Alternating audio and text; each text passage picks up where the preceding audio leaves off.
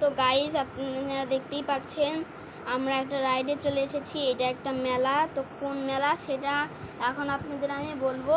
এটা হচ্ছে শিশু মেলা। তো আজকে আমরা শিশু মেলায় এসেছি, এখানে আমরা অনেক মজা করব আজকে আমরা।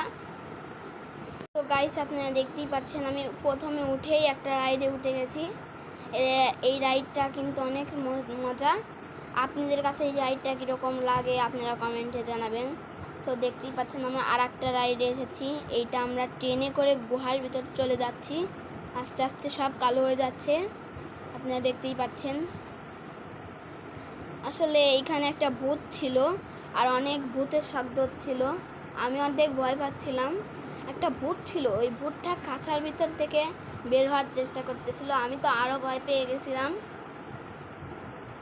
তো আমরা এখন ট্রেন থেকে বের হয়ে আসলাম, আপনারা দেখতেই পাচ্ছেন। আপনারা কখনো এই রাইডটা যাবেন না, এই রাইডটা অনেক ভয়ঙ্কর।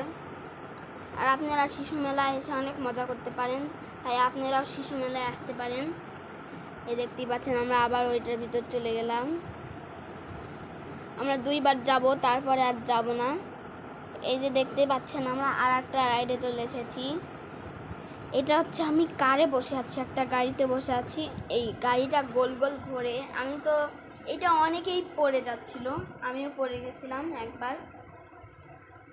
তো আমি পড়ে যাইনি, পড়ে যাওয়ার মতো হয়ে গেছিলাম একবারে।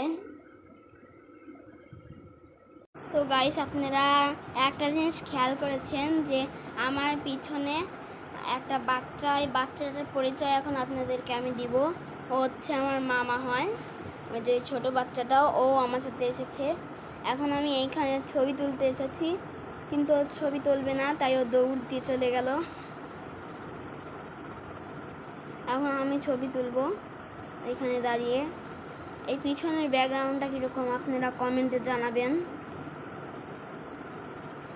আমরা একটু আগে এই পিছনের রাইডে উঠেছিলাম, আপনারা যদি এই ভিডিওটা সম্পূর্ণ দেখে থাকেন তাহলে আপনারা বুঝবেন। একটু আগে আমরা পিছনের রাইডে উঠেছিলাম।